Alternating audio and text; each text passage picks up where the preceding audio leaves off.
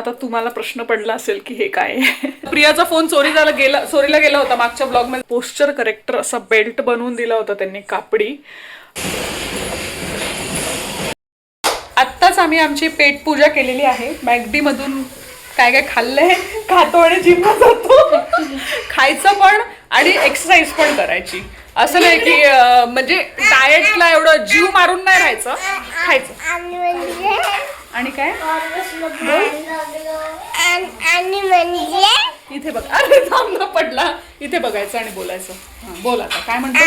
अरे पडलं, काय पडलं. आणि चेरी खायची. आणि प्रियाचा फोन चोरीला गेला होता. मागच्या ब्लॉग मध्ये सांगितलेला तो फोन सक्सेसफुली रिकव्हर झालेला आहे.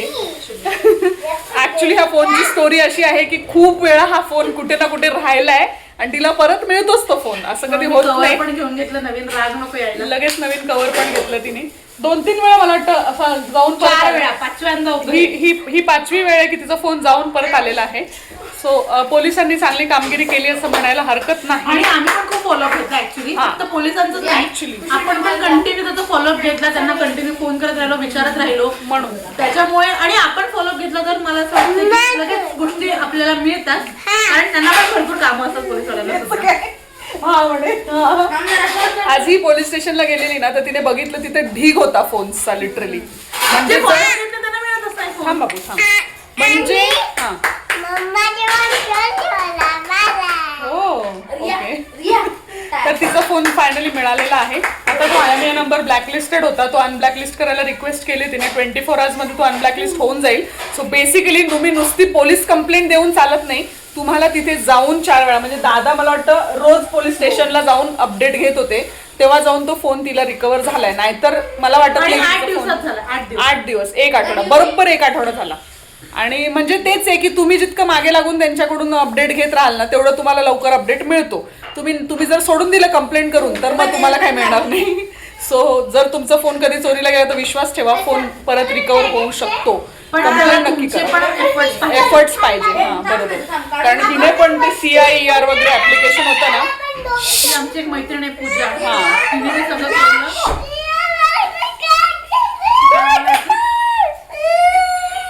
तुला रडताना दाखवू का मी, लोक बघणार तुला. ते CIER म्हणून ऍप्लिकेशन असतं ना त्याच्यावर पण रजिस्ट्रेशन वगैरे करून. तर CIER म्हणून गव्हर्नमेंटचं एक ऍप्लिकेशन आहे, वेबसाईट आहे. त्याच्यावर तुम्ही जाऊन तुमचा IMEI नंबर टाकायचा असतो ना, तो IMEI नंबर टाकायचा असतो आणि त्याच्या थ्रू ते लोकेट होतं आणि नोटिफिकेशन्स येतात ना आपल्या दुसऱ्या फोनला. मला लगेच मेसेज आला की तुमचा फोन कुठेतरी म्हणजे त्याचा अटेम्प्ट झाला आहे. म्हणजे लोकेशन एक्झॅक्टली नाही कळत पण तो फोन ऑन झाला असं नोटिफिकेशन. पोलीस स्टेशनला त्याचा रिपोर्ट येतो या फोनचा अटेम्प्ट झालाय म्हणून. आपल्याला एवढं कळतं की अटेम्प्ट झालाय, ओपन केलेला आहे फोन. म्हणजे फोनमध्ये त्यांनी कोणीतरी सिम कार्ड टाकलंय. मग हिने काय केलं, लगेच पोलीस स्टेशनला कळवलं की असं असं अटेम्प्ट झालाय. मग त्या पद्धतीने पोलिसांनी पण तपास चालू केला, कारण एक्झॅक्ट लोकेशन पोलिसांकडे जातं आणि कदाचित ते पण त्या सिस्टीमवर अवेलेबल नसतात तर त्यांना कधीतरी मिस होऊ शकतं. आपण अशी इन्फॉर्मेशन त्यांना दिली तर कदाचित म्हणून हेल्प होते. म्हणून आपण स्वतः अलर्ट राहणं खूप इम्पॉर्टंट आहे. आता हिनी ते जे अलर्ट आलं होतं की फोन ऑन झालाय कुठेतरी, त्या वेबसाईट थ्रू अलर्ट आलं ना तिला CIER कडून, तर ते अलर्ट तिने लगेच कळवलं ना, म्हणून कुठेतरी त्याचा तपास पण थोडासा फास्ट झाला. जर हिने सांगितलंच नसतं की अलर्ट आलाय म्हणून तर ते मग ऑलरेडी जेवढे हजारो लाखो केसेस पेंडिंग आहेत ना, हे कुठेतरी पेंडिंग मध्ये पडलं असतं. सो सांगायचा अर्थ एवढाच आहे की बोलायला सांगितलं तर बोलत नाही कॅमेरा समोर. आणि आता बघ, सांगायचा उद्देश असा आहे की तुम्ही नुसती कंप्लेंट करून सोडू नका, फॉलोअप घ्या, मिळून जाईल तुम्हाला तुमचा फोन. आम्हाला तर मिळाला आमचा फोन फायनली, पण त्याआधी नवीन फोन घेतला होता. पण ठीक आहे, नो प्रॉब्लेम. आपला जुन्या फोन मध्ये कसं डेटा असतो सगळं असतं, तर आपल्याला हा फोन पाहिजे. आता बोल, आता तूच बोल. ओके, डेटा असतो. हा त्यांना सांग आमच्या मम्माचा फोन सापडलाय.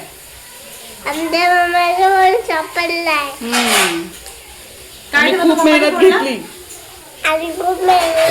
पण कसं काय झालं होतं ते पण सांग ना फोनला. काय झालं तू सांग काय झालेलं, स्टोरी सांग त्यांना. फोनला काय झालं होतं, कुठे गेला होता फोन, तू मी तुला विचारते, तू सांग त्यांना सगळ्यांना कसा हरवला फोन सांग.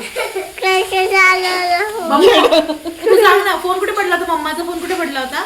गाडी पडला होता. कसा कोणी घेतला,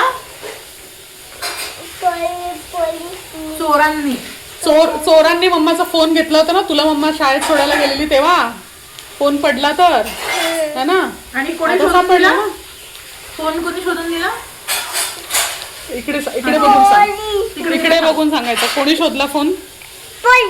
पोलिसनी. तर सगळ्यांना सांग तुमचा फोन पण मिळू शकतो, तर नक्की पोलीस कंप्लेंट करा. करा हा. असा घाम यायला पाहिजे.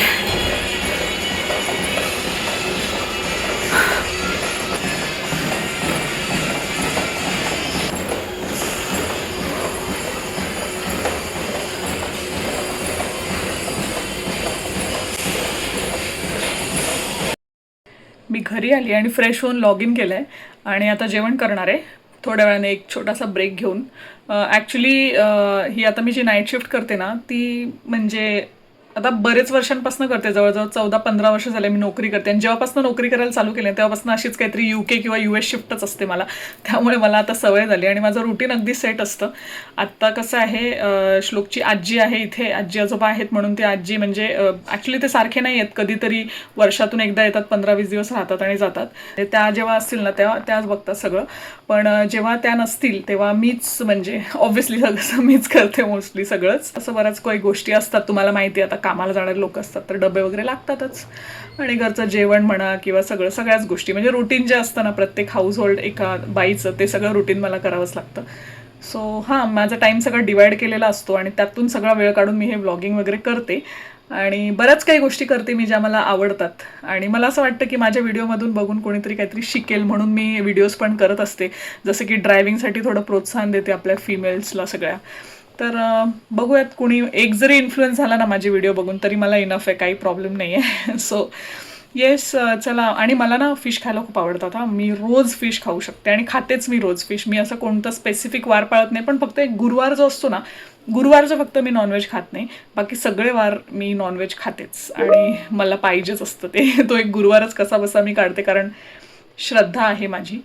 एनिवेज, खाण्यापिण्यावरती काही नसतं. माझं असं मानणं आहे की तुम्ही दुसऱ्यांना त्रास नाही दिला पाहिजे किंवा कोणाला दुखावलं नाही पाहिजे, आपल्यामुळे कोणी दुखावलं नाही गेलं पाहिजे, बस एवढंच आहे. तर जेवण घेते, दाखवते आज काय जेवण आहे आणि मग आपलं आहेच रुटीन काम माझं. आणि मग बघूयात, आता उद्या मम्मीकडे जाणार आहे, मम्मीने जेवायला बोलवले सगळ्यांनाच, तर तिकडे पण जाणार आहे. तर मम्मीला भेटवेनच परत एकदा, तुम्ही मम्मीला भेटलाच आहात माझ्या. आणि चॅनलवर खूप असे व्हिडिओज आहेत जे तुम्ही बघू शकता, चांगले व्हिडिओज आहेत, नक्की बघा. चॅनलला सबस्क्राईब करा, 1 लाख सबस्क्रायबर्स लवकरात लवकर पूर्ण होऊ द्या माझे. आणि चला तर मग आता जेवण करते. मगाशी ज्या मोबाईलबद्दल तुम्हाला मी जे सांगितलं ना, ती जी माझी मैत्रीण आहे ती प्रिया आहे, पण आमची अजून एक मैत्रीण आहे पूजा म्हणून, तिने पण खूप एफर्ट्स घेतले. म्हणजे लिटरली पोलीस स्टेशनला प्रियासोबत पहिल्या दिवशी तीच गेली होती आणि 1-2 वेळा तीच सोबत गेली परत, आणि तिने खूप हेल्प केली. ते CIR हे ते म्हणजे खूप खटपट केली तिने सुद्धा. आणि असं सगळं करून तो फोन फायनली मिळालेला आहे. फोन असं सहजासहजी मिळत नाही, बऱ्याच ठिकाणी पैसेसुद्धा म्हणजे पैशाची मागणी पण करतात. आता यातही थोडा आम्हाला असा अनुभव आला आहे, पण आता मी कोणाचं नाव नाही घेणार इकडे किंवा कोणाबद्दल काय बोलणार नाही, पण तुम्ही थोडंसं केअरफुल राहा. आणि ऑब्व्हियसली आपल्या गोष्टींसाठी आपणच लढलं पाहिजे असं मला वाटतं. तर येस, तुमचं तुम्ही सगळं फॉलोअप घ्या, सगळं करा, सगळ्या गोष्टी होतात, दुसऱ्यांवर टाकू नका. आणि खास करून पोलिसांवर तर सगळंच टाकून उपयोग नाही आहे. पहिल्या दिवशी जेव्हा कंप्लेंट केली तेव्हाच ते म्हणाले होते की आता तुम्हाला यायची काही गरज नाही आहे, पण मग म्हटलं की यायची काही गरज नाही म्हणजे झालं, मग तर लटकलंच. म्हणूनच ठरवलं की नाही, रोज जायचं आणि एक फॉलोअप घ्यायचाच. म्हणून ते प्रिया आहे ना, प्रियाचे मिस्टर रोज जायचे आणि फॉलोअप घ्यायचे, प्लस कॉल करून फॉलोअप घ्यायचे. मग पूजा, मग प्रिया, सगळे धावत होते याच्यामध्ये. सो येस, अशा पद्धतीने तो फोन एकदाचा मिळाला आहे. अजून तरी तो फोन अनब्लॅकलिस्ट होऊन तिला वापरात आलेला नाही आहे. आता आम्ही थांबलो आहे, अनब्लॅकलिस्टिंगची रिक्वेस्ट टाकलेली आहे सकाळीच ऑलरेडी. आता तो अनब्लॅकलिस्ट झाला की ती फोन वापरू शकते. मी पुढची अपडेट नक्कीच देईन पुढच्या व्लॉग्समध्ये. हेच सांगायचं होतं की बी केअरफुल. आणि टेक्नॉलॉजी खूप पुढे गेली आहे, हार मानू नका. नक्कीच आपली हरवलेली वस्तू ॲटलिस्ट फोनबद्दल तरी मी सांगू शकते की मिळेलच. जेवण घेतलंय मी, प्रॉन्सची आमटी आहे, मीठ जरा जास्तच पडले आत्ता नोटीस केलं मी.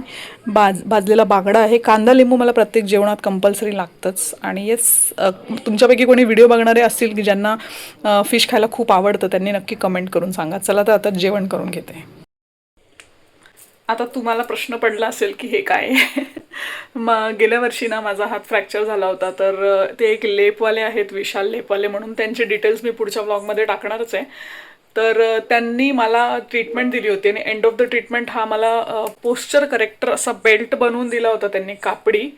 आणि हा मी कामाला बसताना लावत असते, म्हणजे कसं माझं पोस्चर स्ट्रेट राहतं आणि मला बॅक पेन वगैरे होत नाही. सो त्यामुळे मी हा बेल्ट अधूनमधून असा लावत असते. वाजलेत रात्रीचे 2:11 झालेत. मी एक शॉर्ट ब्रेक घेतला आहे. अजून बराच वेळ आहे माझी शिफ्ट संपायला. सकाळी 6:30ला शिफ्ट संपते. आता पुढे तर दाखवण्यासारखं काही नाही आहे, भरपूर काम आहे माझ्याकडे ऑफिसचं जे करायचं आहे. सो येस, हा व्लॉग इथे संपवते. उद्याच्या व्लॉगमध्ये काहीतरी इम्पॉर्टंट दाखवणार आहे मी तुम्हाला. ॲक्च्युली ना खूप हेअरफॉल होतो आहे आणि हेअर थिनिंग पण खूप झालं होतं आणि ट्रायाची बऱ्याच वेळेस मी ॲड बघितली की खूपच म्हणजे ट्रायाचं क्रेज आहे. सो मी ट्रायाचं ना ऑर्डर केलं होतं किट, तर ते मी तुम्हाला दाखवणार आहे उद्या आणि मी ते रोज अप्लाय करते. आता तेच करणार आहे मी. उद्या तुम्हाला अप्लाय करताना दाखवेन आणि त्याचा खरंच फायदा होतो की नाही हे पण सांगणार आहे मी तुम्हाला पुढच्या व्हिडिओजमध्ये. सो येस, हा व्हिडिओ इथं संपवते. व्हिडिओ आवडला असेल तर व्हिडिओला लाईक करा, कमेंट करून सांगा व्हिडिओ कसा वाटतोय. चॅनलवर नवीन असाल तर सबस्क्राईब करायला विसरू नका. चला तर मग भेटूया उद्याच्या व्हिडिओमध्ये. तोपर्यंत tata, bye bye, take care.